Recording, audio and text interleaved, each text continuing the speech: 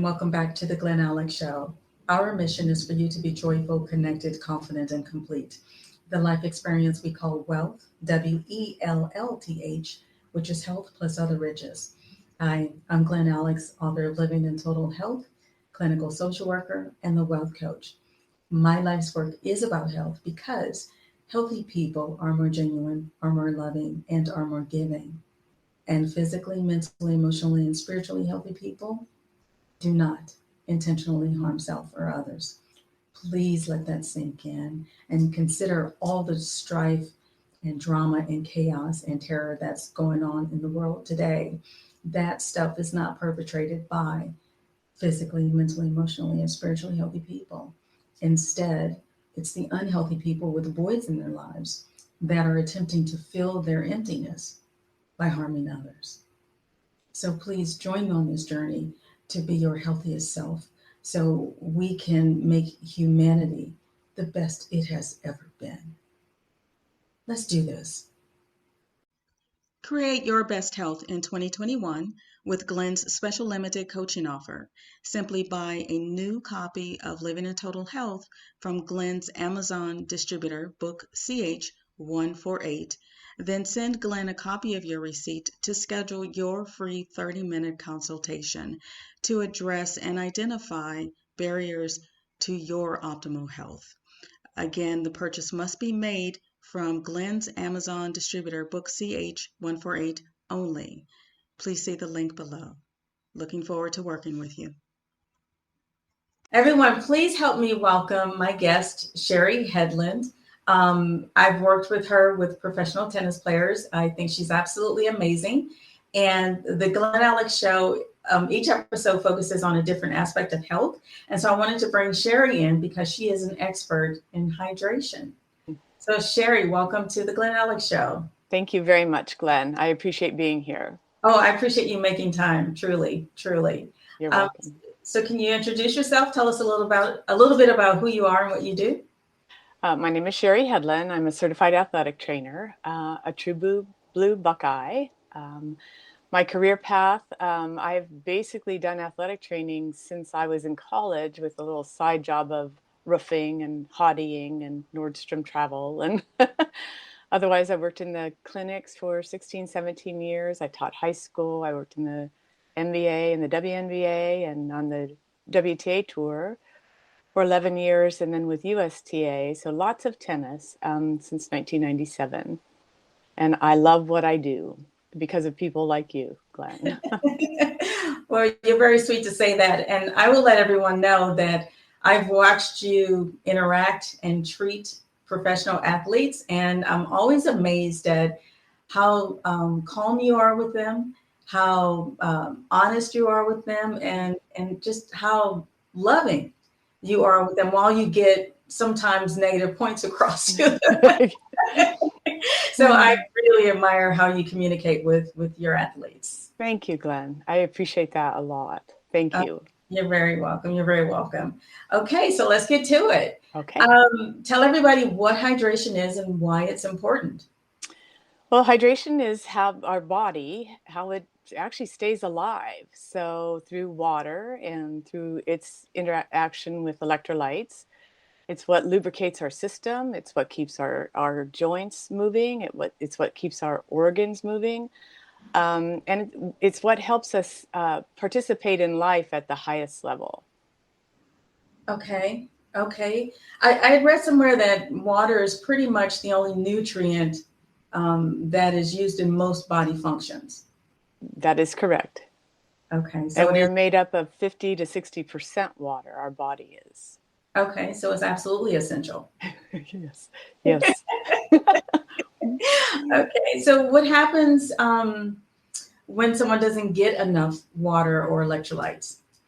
They go into a dehydration. So hydration is water full, and dehydration is not enough water. What happens, it starts out, a lot of times people will feel their face or feel very dry, chapped lips, a little bit of dizziness sometimes. A lot of times if you're a tennis athlete and you're watching a tennis match on TV, you'll see a player start to stretch their legs and stretch and stretch. They're starting to cramp. That cramping is a sure tell sign that they're in dehydration. And then we can see things as much as someone fainting, going into heart issues. They can go into tremors. And then people can die from dehydration.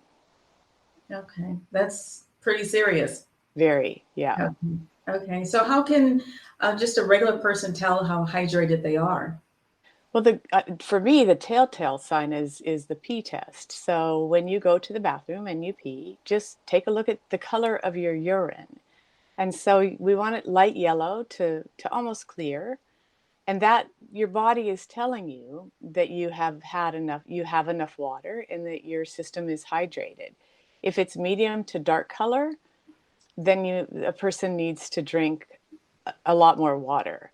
And that a person can do on a day-to-day basis. So it's kind of cool that you have your own gauge. You don't have to go to the doctor. You don't have to ask your athletic trainer. It's private. You can just do that on a daily basis. And I like the check before I go to bed at night. So then I know if I need to drink have some before I go to bed. Obviously, you might have to get up to go to the bathroom.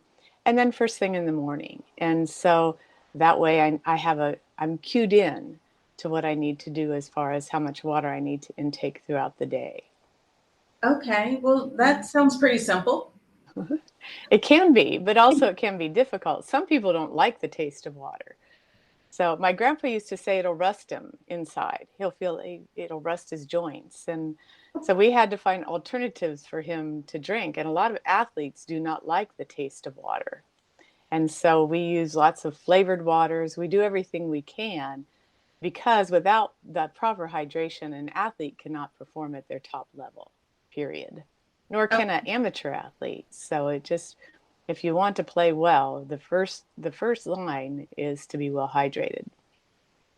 Okay, so professional athletes, they have trainers and doctors and nutritionists around them. So for the regular lay person who is a weekend warrior or goes to the gym a lot or does play a sport like tennis or soccer, any suggestions for them on preparing for their activity and staying hydrated throughout? Right. Well, one of the biggest things is to just keep a water bottle in the car.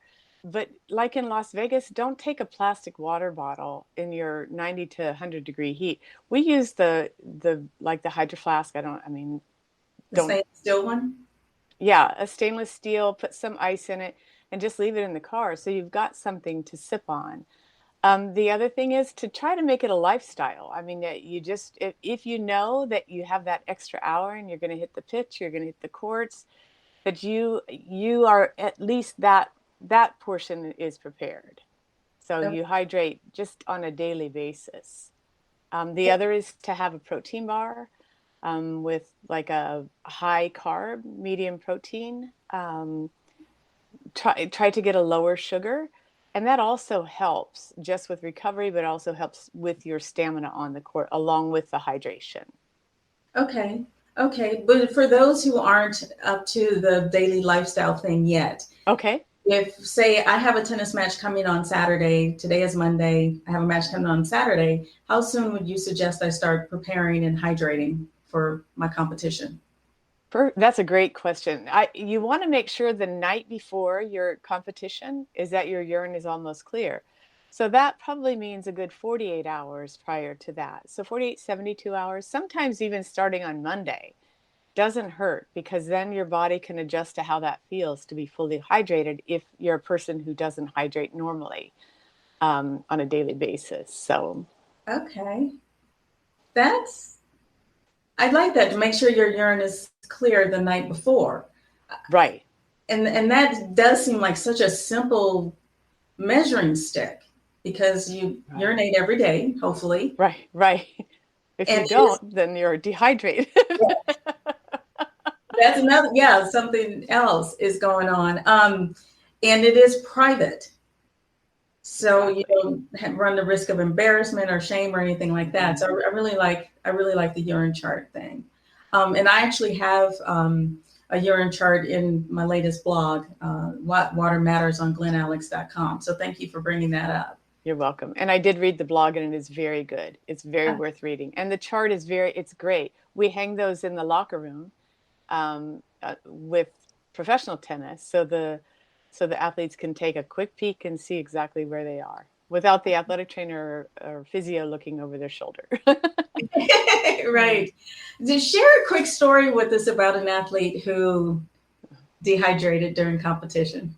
Oh, well, so I was in charge of heat in Cincinnati, and Glenn and I had the privilege of working with you there. And in the training room with the WTA, we tandem, we work a lot, teamwork. And so the massage therapists chip in, and a lot of our hydration stuff is done with help with ice packs.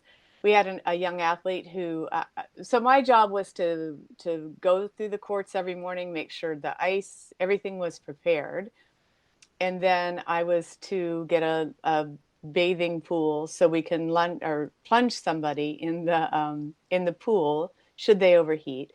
And then I scanned through the locker room and the players' lounge, reminding all the athletes, eye to eyes, you need to make sure that you're drinking plenty.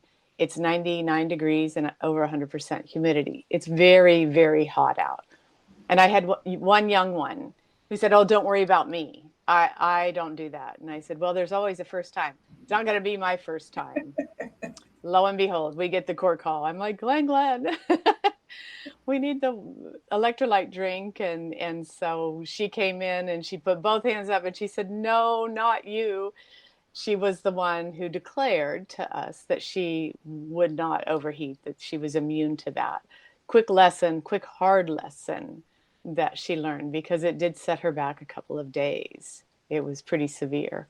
Yeah, that's a painful lesson. And I've actually seen recreational tennis players just hop on the court in the summer, no water. Sometimes they don't even eat before they play, and they cramp and get close to passing out. It's quite scary.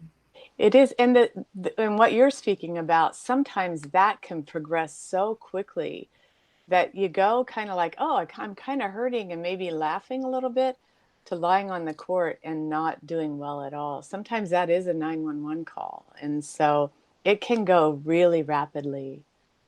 Yes, 911 has been called in several occasions. So thank you for pointing that out. Now, I read something the other day that surprised me. Okay. And it said that we need to hydrate just as much in the winter as in the summer. I agree 100% with that. Because I think it's deceiving during the winter because it's cold. Well, it's cold in a lot of the regions of the country or the world. But the thing that we forget is that we're in rooms and gyms that are heated. And so we get dehydrated from that. Our activity level for most people is still pretty high. And so the idea of skipping that water that makes our body work, I mean, we're still very busy, and we're sitting in heated rooms, or we're working in heated rooms. We're going from climate to climate, from outside to inside. That also is a dehydrator. Our system has to work harder. And so anything that I think, when we think our system is working harder for any reason, then it's using that water to help everything move. Okay. I mean, well, it makes sense when you explain it that way. It just seems counterintuitive that warming up a room is going to dehydrate you, but it makes sense when you say it. Yeah, it does. It's hard to convince athletes, even professional athletes, of that. So it seems sun dehydration, that's kind of the way we're built. I think we're built to think about that. Yeah, I agree. I totally agree. Yeah. Okay. Good point. Well, thank you. Well, it's a really good point, because we run into this a lot. So I think it's a really good point. And during the winter, we do indoor tournaments. And sometimes they think they're indoor, and that's what you're speaking to as well. We'll be in Minnesota where it's -3 degrees at an indoor facility, and they are so dehydrated. Wow. Okay. Yeah. Okay. So we still need to hydrate in the winter, Yes. year round. Year round, yes. And then there are factors like illness or even grieving. where climate change, traveling, air travel, all of that adds to the dehydration. Okay, well, and thank you for bringing up the mental and emotional stuff, because the mental health aspect of health is very draining on the system. Mm-hmm. It can tax your nerves, your circulation, and it's huge. So Right. it would make sense too that it'll dehydrate you. Yes. And Okay. it's something that it's less tangible. And It's so, definitely, yeah. We just think it's something over there when it really is part and parcel of who we are. So exactly. Yeah. yeah, thank you again for bringing that up. You're welcome. Yeah. Okay. Oh my gosh, you're so smart. Thank you, Glen. That was a good response. Okay, in light of all of the information you shared with us today, what is the one nugget you want to share with the world? I think probably the biggest thing is trying to make hydration just a lifestyle. Simply, I mean, if you sit down to dinner and perhaps you have a glass of wine, have 2 glasses of water. You know, when you have your cup of coffee or tea in the morning, they're both dehydrators. Add in that 8 or, the couple glasses of water, just, Okay. and then obviously, as we spoke about earlier, is daily check that urine. But just when it becomes a lifestyle, it's kind of a little game that you could win. If you're competitive athletes, then part of the game is internal. Can I beat myself today? Can I be Right. better today than I was yesterday? And so that might be one of those kind of internal games to play. But just to counterbalance that with lifestyle and food and drink, versus the hydration, or and not versus. So yeah. Okay. So just make it a part of your daily routine and you don't have to think about it or worry about it. Right. And then Yeah. when you're going to be active, just do a little extra. Exactly. Okay. Okay. Well, that's simple enough. Anybody can follow that. Yes. Okay. Anybody can. Just does everybody do it is the hard part. So Right. That's a different story. yes. Well, I want to thank you again for making time to be here and sharing your wisdom and your experience, and for being always so kind to me. So Oh. thank you very much. And thank you, Glen. And the kindness and grace that you show everybody is such a gift. I appreciate you very much. Ditto, ditto. Now, if anybody wants to reach out to you and with a question or whatever, would you mind sharing your email address? Now, my email is my name, SHERIHEDLUND @gmail.com. Okay, wonderful, wonderful. Thank you so much, Sheri, and please take care. You too, Glen. Thanks so Okay, much. we'll All talk right. soon. Okay. Bye-bye. Bye-bye. Thank you again for tuning in to this episode of the Glen Alex Show. I hope you found my conversation with certified athletic trainer Sheri Hedlund valuable. If you did, then please like, subscribe, and share. Thank you. Refresh your spirit with a nourishing thought.